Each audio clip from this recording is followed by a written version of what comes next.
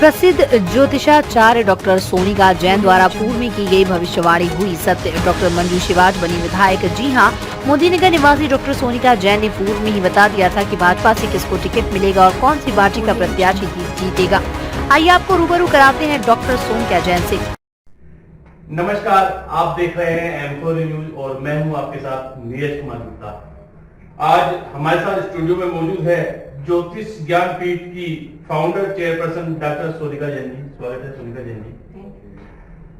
आपको बताना चाहूंगा, जब मोदीनगर विधानसभा से टिकट की दावेदारी कर रहे थे तब सोनिका जी ने भविष्यवाणी की थी कि डॉक्टर मंजू शिवाज को ही टिकट की कंफर्म दावेदारी मिलेगी और जब टिकट मिला तो उसके बाद भी इन्होंने भविष्यवाणी की है कि डॉक्टर मंजू शिवाज ही विजयी होंगी।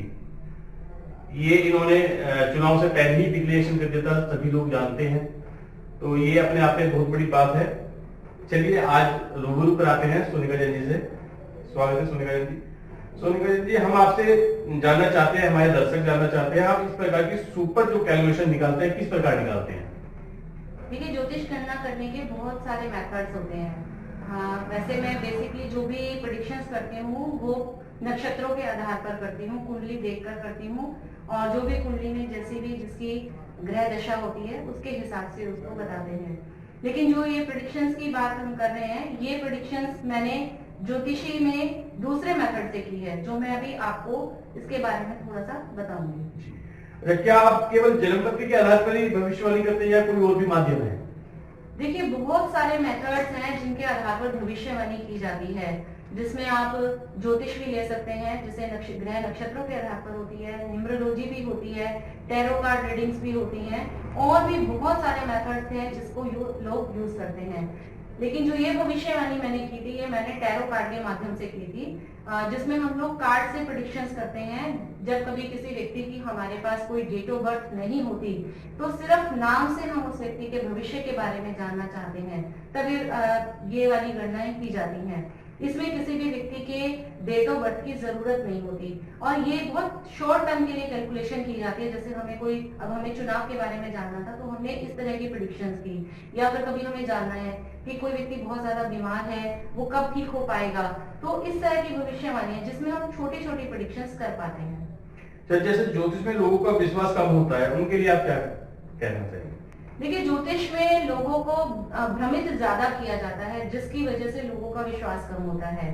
कई बार लोग अपने ज्ञान के आधार पर प्रेडिक्शंस करते हैं, लेकिन उनको क्योंकि उसकी बहुत ज्यादा नॉलेज नहीं होती और उनके द्वारा कही हुई बातें गलत हो जाती है, या फिर कई बार लोगों को बात कहना नहीं आता, वो लोगों को डरा देते हैं, जिसकी वजह से लोगों में भ्रम पैदा हो जाता है। लेकिन अगर सही आधार पर गणनाएं की जाएं तो बहुत सारी भविष्यवाणियां हमारे देश में बहुत बड़े बड़े ज्योतिषाचार्य करते रहे हैं और वो सारी भविष्यवाणियां सही भी हुई हैं। तो इसके लिए प्रॉपर कैलकुलेशन की जाती है और आपको अपने शब्दों को सही तरीके से लोगों को कहना आना बहुत जरूरी है। जी, कहते हैं कि जो किस्मत में लिखा होता है वही होता है, उसमें ज्योतिष क्या कर सकता है, ज्योतिषी क्या कर सकता है? देखिए, बहुत ही अहम सवाल है और ज्यादातर लोग ऐसा बोलते हुए आपको मिल जाते हैं कि जो हमने किया है वही सब कुछ होना है, तो ज्योतिष के पास क्या इसका हल है। देखिए, ये बिल्कुल सही बात है, जो किस्मत में लिखा है वो तो होगा ही, लेकिन हम लोग कहते हैं एक कर्म होता है, एक भाग्य होता है। कर्म और भाग्य को हम नहीं बदल सकते, जो हमारी किस्मत में लिखा है वो तो होगा, लेकिन कर्मों से हम अपने भाग्य को बदल सकते हैं। तो कर्म क्या करना चाहिए? अब आप दान करना चाहते हैं, लेकिन आपको नहीं पता कि आपको किस वस्तु का दान करना है या आपको कहाँ दान करने से आपको लाभ होगा, वो आपको एक ज्योतिषाचार्य ही बता सकता है। हो सकता है कि आप चावल का दान कर रहे हो और आपको कुंडली में आपकी कुंडली में अगर चंद्रमा अच्छा है तो आपको चावल का दान नहीं करना, वहां पर आप गेहूं का दान अगर कर रहे हैं तो ये देखना पड़ेगा कि आपकी कुंडली के हिसाब से चावल का दान बनता है या गेहूं का दान बनता है। इसी तरह आपको दान कहाँ करना है उस चीज को भी ध्यान रखना पड़ता है। तो हम अपने कर्मों से अपने भाग्य को कुछ बदल सकते हैं। अगर आपका बहुत बड़ा एक्सीडेंट होने वाला है, लेकिन अगर आपने उससे रिलेटेड कुछ कर्म किए हुए हैं, तो हो सकता है कि आपका एक्सीडेंट बहुत बड़ा ना होकर छोटा हो जाए या फिर आपको चोट लग जाए। तो इस तरह आपने अपने भाग्य को बदला नहीं है, सिर्फ उस भाग्य में थोड़ा सा आपने चेंज कर दिया है। तो ये काम ज्योतिष आचार्य कर सकता है। ज्योतिष के आधार पर हमारे दर्शकों से क्या कहना चाहिए?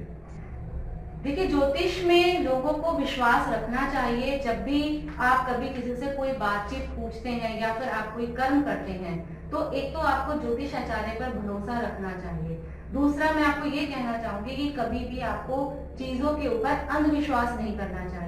कि अगर आपको कहा गया कि आपको ज्योतिष आचार्य ने कोई चीज कही है कि आपका कोई चोट लगने वाली है या फिर आपका कहीं कोई मेडिकली आपको कोई प्रॉब्लम आने वाली है, तो जब हम उस चीज को बहुत ज्यादा सोचने लग जाते हैं, तो वो कहीं ना कहीं वो यूनिवर्स में वो मैसेज चला जाता है, वो चीज एक्टिव हो जाती है।